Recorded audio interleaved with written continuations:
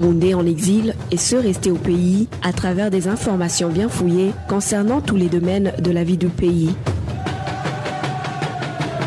Le magazine Humura Burundi est diffusé sur le web via le site de la RPA www.rpa.bi. Humura Burundi.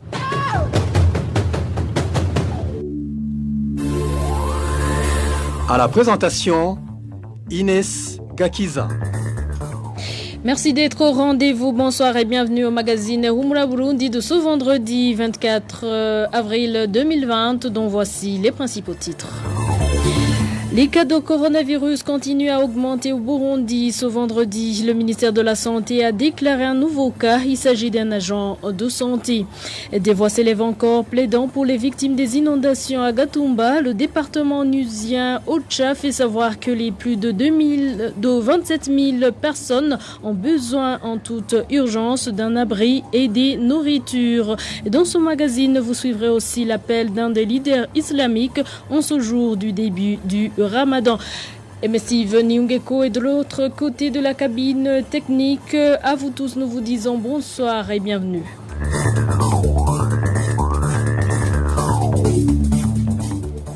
Encore une fois, bonsoir. Commençons par la page politique. Le premier vice-président de la République, Gaston Sindimo, vient de révéler le caractère anarchiste du régime CNDD-FDD qu'il vient de servir pendant 5 ans. C'était dans un entretien accordé aux médias il y a 2 jours, après qu'il ait été pris à partie par un groupe de membres de son parti, l'UPRONA.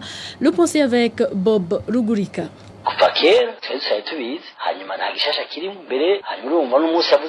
Cette voix plaintive est celle du premier vice-président de la République, Gaston Sindimo. C'était dans un entretien avec la presse ce mardi en réaction à une réunion tenue le week-end dernier par un groupe de membres de son parti l'UPRONA qui ont rejeté sa candidature présidentielle de mai prochain et appelé au vote du candidat du parti présidentiel, Evariste Ndayishimiye. Pour le premier vice-président de la République, le coup vient du pouvoir central. Gaston Sindimo déplore que les institutions censées être sous sa responsabilité soient dans la danse.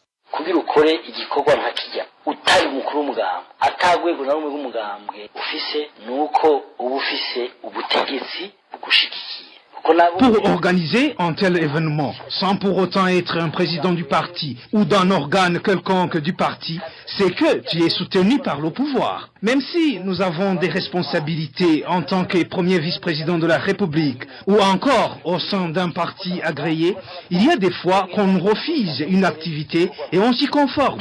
Une fois alors qu'une telle activité s'accomplisse, les administratifs, qu'ils l'acceptent ou pas, ils sont complices. Je suis le premier vice-président de la République. Il était censé que je les gouverne, mais ce n'est pas le cas. Il y aurait eu un scandale inutile si je m'y serais rendu.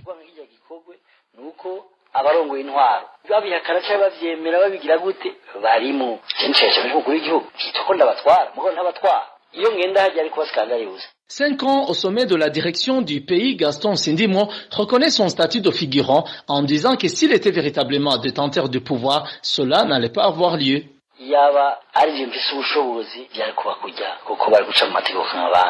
Au cours de cet entretien, le premier vice-président révèle l'anarchie qui règne au sein du régime CNDD-FDD et parle d'absence de justice.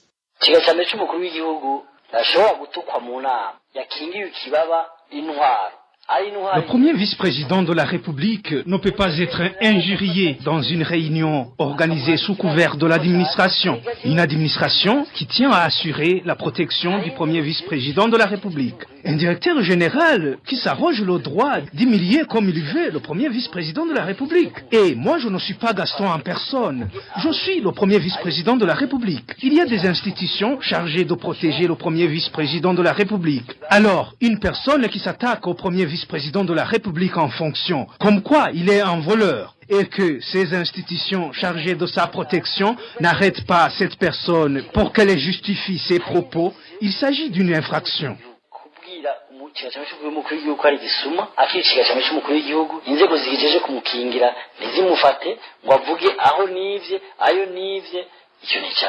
Cette grogne du premier vice-président de la République, Gaston Sindimo, rejoint les voix des millions de Burundais et d'acteurs internationaux qui ne cessent depuis plus de 10 ans de dénoncer les crimes contre l'humanité, les crimes économiques et l'injustice devenue mode de gouvernance du régime CNDD-FDD. Merci Bob Rugurika. Enchaînant avec la page justice, mise en délibéré ce vendredi de l'affaire Germain Rukuki par la Cour suprême. Germain Rukuki avait saisi cette juridiction en octobre 2019 contre le jugement rendu par la Cour d'appel de Nahangwa. Cette cour l'a condamné à 32 ans de prison, confirmant la peine du tribunal de grande instance de Nahangwa. Germain Rukuki, ancien travailleur de la CAT Burundi, a été arrêté le 13 juillet 2017. Il est détenu à la prison centrale d'Ongozi et est accusé de rébellion, de participation au mouvement insurrectionnel de 2015 et de coopération avec les putschistes de 2015 également. Et de leur côté, les 4 journalistes du groupe de presse Iwachu comparaîtront devant la cour d'appel de Nahangwa le mois prochain de mai. Christine Kamikaze, Agnès Ndirubusa, Terence Mozenzi et Gide Harerimana totalisent 6 mois et 2 jours de détention à la prison centrale de Bubanza. Ils ont été arrêtés alors qu'ils se rendaient en commune Musigati pour enquêter sur les combats qui opposaient les forces régulières et des groupes armés. Accusés au départ de complicité d'atteinte à la sûreté intérieure de l'État, ils ont vu l'infraction à leur charge modifiée dans le jugement du tribunal de grande instance Bubanza. Ce tribunal les a condamnés à 2 ans et 6 mois de prison et au paiement d'une amende d'1 million chacun pour tentative impossible de complicité d'atteinte à la sûreté intérieure de l'État.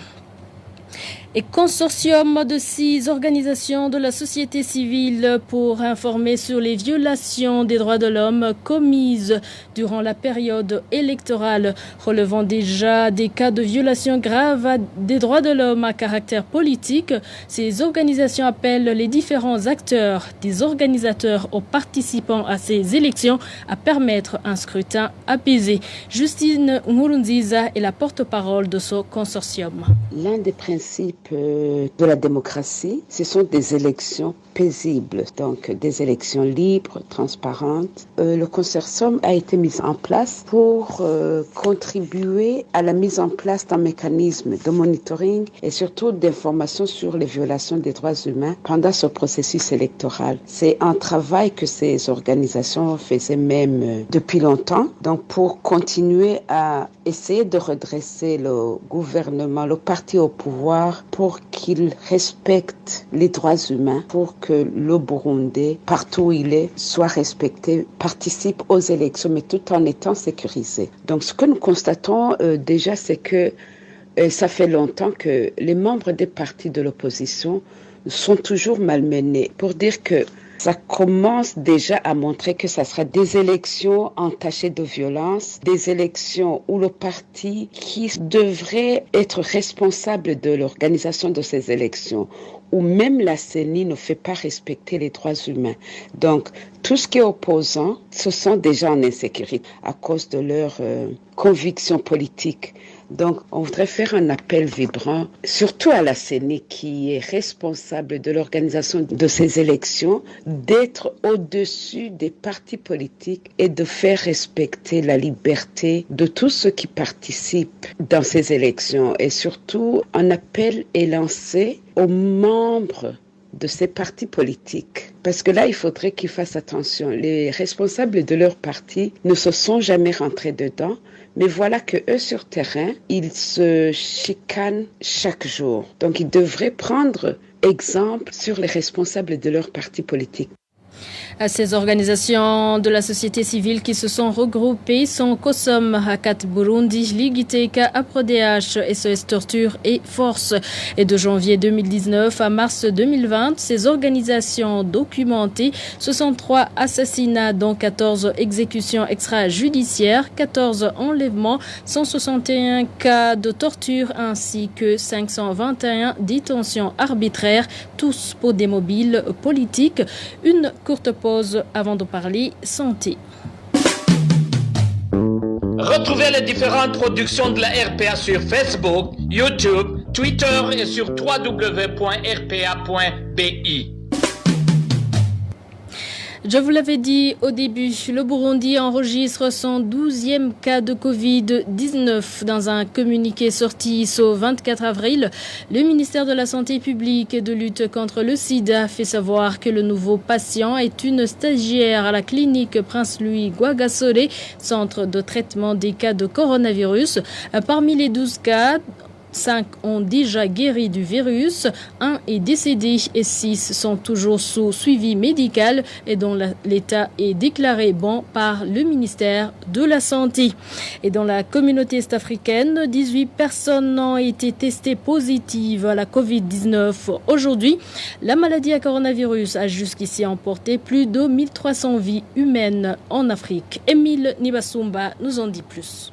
En Afrique, la maladie à coronavirus a emporté 1304 personnes jusqu'à présent. 8756 sont guéris au niveau de tout le continent. Dans la communauté est-africaine, 18 cas positifs de Covid-19 ont été déclarés ce vendredi, 16 au Kenya, 1 au Sud-Soudan et un autre cas au Burundi. Dans cette communauté de l'Afrique de l'Est, 25 personnes ont perdu la vie suite à la Covid-19. Et santé, toujours le 25 avril de chaque année, le monde célèbre la journée mondiale de lutte contre le paludisme. Pour cette année 2020, l'Organisation mondiale de la santé OMS débute une campagne sous le thème « Zéro palu, je m'engage ». Cette campagne mobilise selon l'OMS l'ensemble des membres de la société.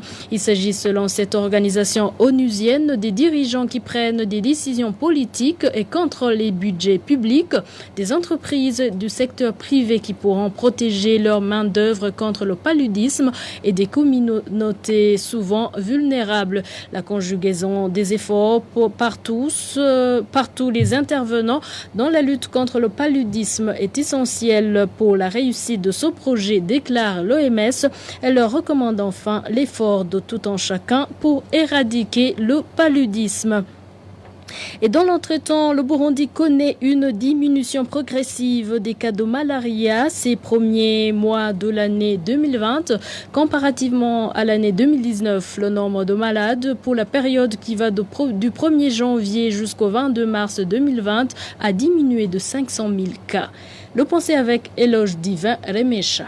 Selon l'Office de coordination des aides humanitaires OCHA, de janvier 2020 au 22 mars de la même année, le nombre de cas de paludisme au Burundi s'élevait à 1,2 million. En 2019, pour la même période, les cas de paludisme signalés s'élevaient à 1,7 million, soit une diminution de 500 000 cas. Durant toute l'année 2019, différents rapports sur le paludisme au Burundi signalent 8 392 921 cas de paludisme, dont 3 113 décès notifiés. Le paludisme a été donc un fléau au Burundi ces dernières années. World Vision International signale qu'entre 2015 et 2017, plus de 19,7 millions de cas de paludisme ont été inventoriés au Burundi. Selon cette ONG, avec une population de 11,5 millions, ce chiffre est l'équivalent à celui de presque tous les Burundais ayant contracté le paludisme. C'est toujours le magazine Humura Burundi, page société à présent. OCHA plaide pour les habitants de la zone Gatumba en commune Mutimbuzi de la province Bujumbura, victimes des inondations dues à la montée des eaux de la rivière Rusizi. Cette organisation onusienne indique que les plus de 6 000 ménages victimes de ces inondations ont besoin d'urgence d'un site d'hébergement temporaire et d'une assistance en vivres. Les décès avec Vicky Chris Nineret.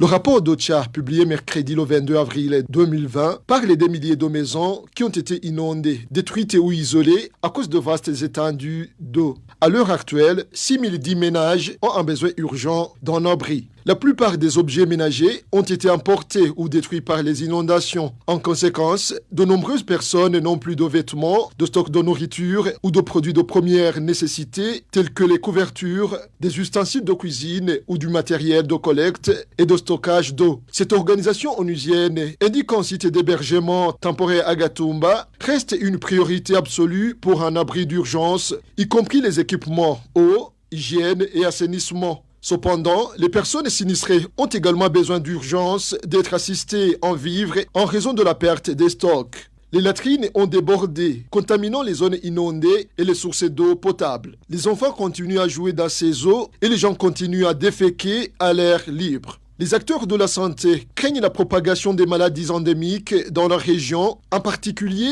le paludisme et le choléra. Les moustiquaires sont nécessaires de toute urgence en raison de nombreuses étendues d'eau stagnantes. Les zones inondées doivent être désinfectées en permanence pour la prévention des risques sanitaires. 27 972 personnes ont été déplacées suite au débordement de la rivière Rusizi dans 6 quartiers de la zone Gatumba en commune Mutimbuzi, dont Kinyinya 1 et 2, Mushasha 1 et 2 et Gaharawe, selon l'organisation onusienne OCHA.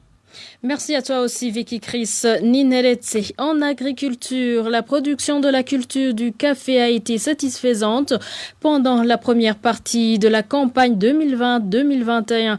Déclaration du ministre de l'Agriculture et de l'Élevage, Deogide Rurema, exhorte l'Office pour le développement du café au Burundi, ODICA en sigle, à rémunérer au temps prévu les caféculteurs et les employés de cet office, étant donné que l'argent pour le paiement a déjà été débloqué par le dit ministère. Suivez plutôt Deogide Rurema, c'était lors d'un point de presse animé ce vendredi. Les quantités totales de café seront déjà réceptionnées jusqu'au 19 avril 2020 et de 6 tonnes 967 kilos et 43 milliards de francs Burundi ont été déjà disponibilisés sur le compte de l'ODECA pour qu'on puisse effectivement travailler avec la population. 35 milliards de francs burundais seront dédiés au paiement du premier et du deuxième paiement des caféculteurs. Le premier paiement est en train d'être programmé avant le 10 mai. Et nous sommes en train de faire la chronologie des paiements selon les régions et à partir de la semaine prochaine, nous allons commencer à matérialiser le paiement sur le terrain des caféculteurs. Les 8 milliards, c'est pour le fonctionnement des équipes qui sont en train de nous appuyer dans cette campagne 2020-2021. Vous savez, quand le gouvernement a pris la décision de dynamiser ce secteur café, c'est qu'il y avait entre autres beaucoup de préoccupations au sein de la population concernant le paiement tardif des caféculteurs et autres. Le gouvernement du Burundi a mis en place l'Office pour le développement du café au Burundi, ODECA, pour bien organiser la filière café pour l'intérêt de tous les intervenants dans cette filière, en l'occurrence les caféculteurs. Avant de clore, nous voudrions interpeller la population en général, l'administration, les forces de l'ordre ainsi que nos services techniques de continuer à travailler en synergie pour juguler à temps toute fraude du café vers les pays limitrophes. C'était Deogide Rurema, le ministre de l'Agriculture et de l'Élevage. Et avant de clore le magazine, parlant du début ce vendredi du mois de Ramadan pour les musulmans du monde entier. Cher Haruna Ndouiga, un des responsables de la Komibu, rappelle la signification de cette période et appelle tous les musulmans à respecter les mesures prises pour la prévention de la Covid-19 qui fait des victimes dans le monde entier. Cher Haruna Ndouiga était au micro de notre confrère Emmanuel Daïchemi.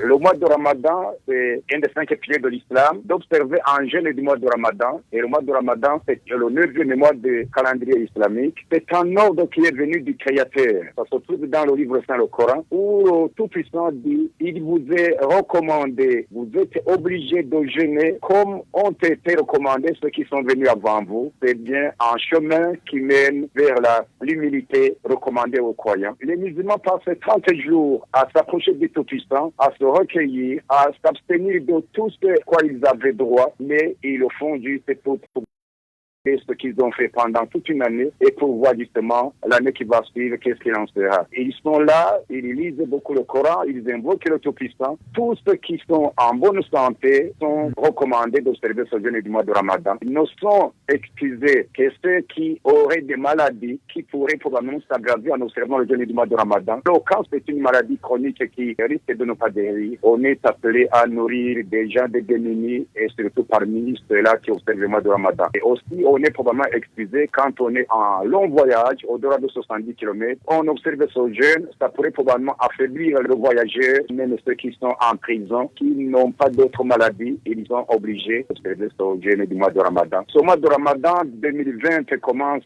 au moment où, un peu partout dans le monde, et même au Burundi, il y a cette pandémie du coronavirus. Mais pour les musulmans, d'abord, il y a 2 ou 3 points sur lesquels nous devons revenir. Il doit être propre au niveau de l'hygiène. Là, il n'a pas de problème parce qu'en faisant les ablutions 5 fois par jour, même si on a salué quelqu'un, je crois qu'on devait être relativement à l'abri. Nous demandons aux musulmans d'observer justement les mesures d'hygiène et les mesures de préventive. C'était Cheikh Haruna Ngondouiga. Et voilà, fidèles de la RPA, nous arrivons à bon port. Merci pour votre fidélité. Merci à l'équipe de la rédaction, sans bien sûr oublier Steve Nyungeko pour sa parfaite collaboration technique. Au micro, vous étiez avec Inès Gakiza. Je vous souhaite de passer de bons moments chez vous. À la prochaine. C'était le magazine Humura Burundi. Un magazine comprend pour relier les Burundais en exil et ceux toujours au pays à travers une information de qualité.